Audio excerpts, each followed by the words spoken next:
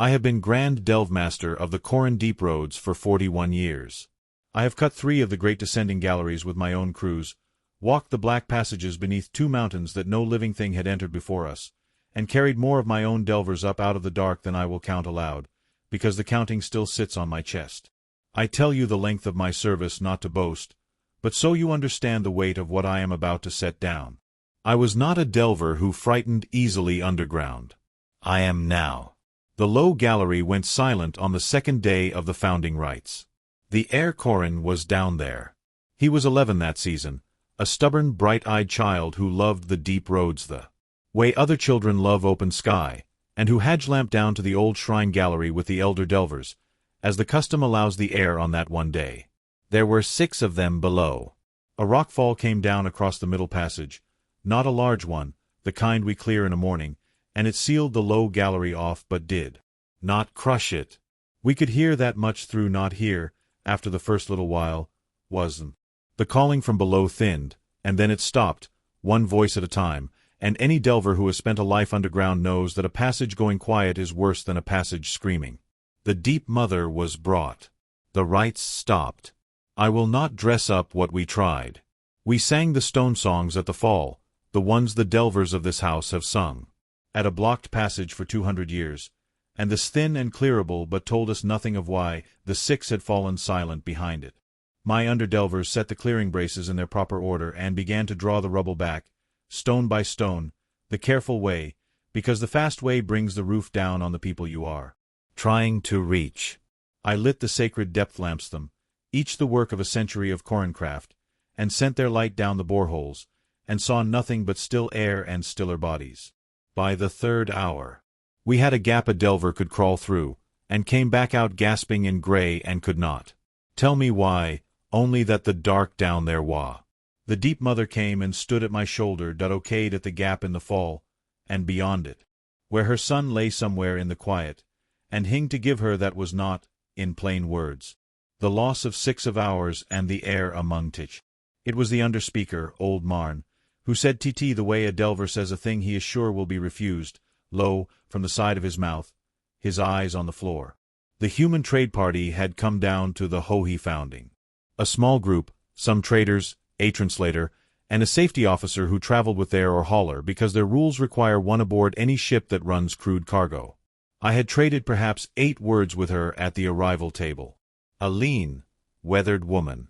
Older, iron-gray hair cropped close, with this of someone who has spent a lifetime around things that kill you quietly and has learned to respect the quiet ones most. Her name was Ruth Halvorson. I said yes because the alternative was to neato my air stop breathing, and I would not buy the dignity of our craft at that price. They brought her down from the guest hold at King Clothes, plain gray coveralls scuffed at knees, no rank, no housemark, nothing.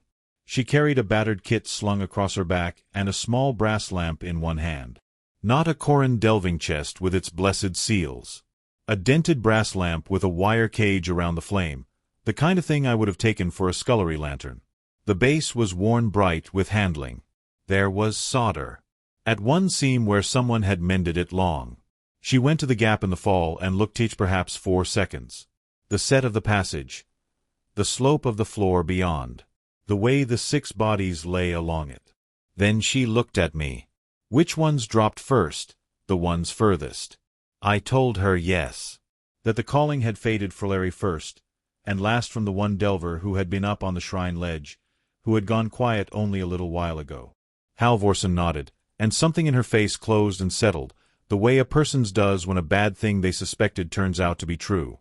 She lit the little brass lamp, trimmed the flame down small, and passed it slowly through the gap on a length of cord, down in a way I have never watched anything in my life. And I saw the flame, which had burned steady and yellow in her hand, sink into that passage and go dim, and shrink, and gutter toward blue, and start to drown. It's not the mountain, she said. It's the air. Something down there's turned it foul, and foul air's heavier than good air, so it's pooled in the low end of the ditch. The ones at the bottom were breathing, the deepest of it. They didn't fall to the SD you can't see. She said it the way a person tells you a well's gone bad. Not performing. Not gentling us. Just the plain shape of the thing. Can they be reached? The Deep Mother said. If we move fast and move the air faster. She was already unslinging the kit. What she took out of it offended me before I understood it. A folded length of canvas hose. A little hand-cranked blower no bigger than a churn. A second lamp for the crawler to carry, and a plain ground the stone at the height the flame had started to fail. Nobody goes below that line without air on them, she said, tapping the mark. Not to be a hero, not for anything. You'll drop before you know you're dropping. That's how it takes people, gentle. She fed the hose through the gap and set 2 of my strongest underdelvers to the blower, cranking good air down into the low end while a third delver went in on HGH, dragging the furthest bodies up the slope. One by one out of the drowned air into the mow change did not come all at once. It came the way dawn comes to a man climbing out of a shaft, gray and then gold and then undeniable. The deepest fallen delver drew a ragged breath at the top of the slope. A voice, cracked and frightened and alive, called the Deep Mother's old cradle name for her son, because it was the boy, up off the shrine ledge and breathing. Halvorsen kept her eyes on her little lamp the whole time, reading the flame, calling the crank faster or steadier, until the last of the 6 was up past her Greth low end stood tall and yellow again. They'll come round, she said. Keep them hit, let anyone lie back down to rest yet. Resting's how you lose the ones you already sif it were a footnote of no weight, and find where that foul air's seeping in before you send anyone down here again. It'll fill right back up. It always does. The hold was silent. I had 40 delvers packed, not one of them moved. They were looking at the 6, laid out and breathing in the good air. His mother's arms. And then at Ruth Halvorsen, coiling a canvas hose with the mild attention of a woman who has finished a job and is thinking about where she left her cup. The Deep Mother came to her. She stood a momentad not seen from her in the 9 years I have served her deep roads. Then she offered the Dit's iron collar. It is the highest honor this house can give. The stone alone is worth more than the hauler that had carried Halvorsen to us. She looked at it. And I give you her exact woto the delve book that same night while they were still sharp. That's a fine thing, and in the delver who went down the rope, she's the one who did it. I just read a lamp. She smiled saying it. Not a smile that ducked the honor, and not an embarrassed one. The smile of a woman who says a true thing and knows it wants nothing added. Then she asked whether she might come down in mourning before her ship lifted, and the Deep Mother said yes, and she thanked her, shouldered the battered kit, and walked back up the passage toward the guest hold. I stood at the mouth of the low gallery and watched her go up the lamp-lit slope.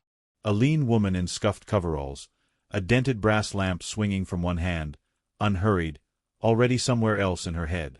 I sent a runner after her. Not for the Deep Mother. For me.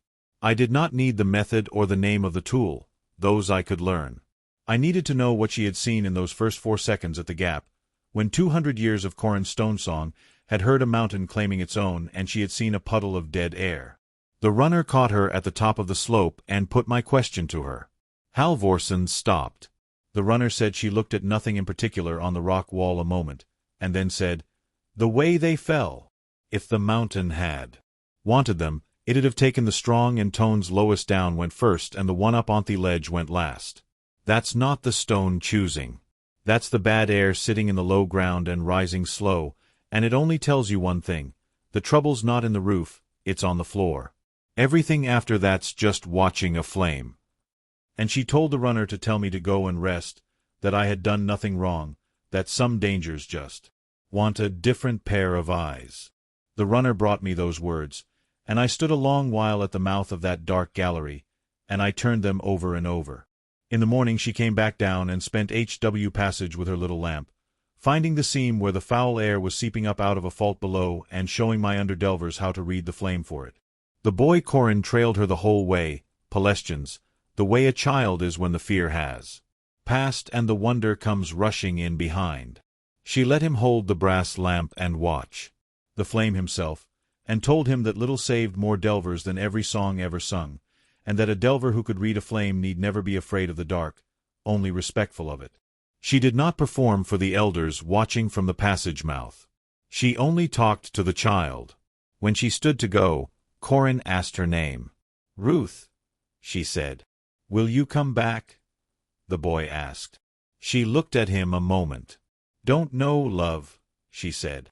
"But you'll keep the lamp low and watch the flame, and you'll be all right down here," and that's wand once on the boy's shoulder, the way you touch someone when you mean it, and she walked up out of the dark. I have kept the Delve book for 41 years. I cut this entry into it the same night, by the light of the shrine lamps. Her name was Ruth Halvorson. She carried a battered kit and a dented brass lamp and 40 years of respecting the quiet things that kill you. She brought 6 of ours in the air among them up out of drowned air before the 3rd watch bell rang, refused the highest honor this house can give, and asked in return only whether she might check the airway in the morning. I do not know what the humans call a person length of our own tongue, Delver's word and Deep Mother's word and the old stone words besides, and we have none for her. I think we will have to make one.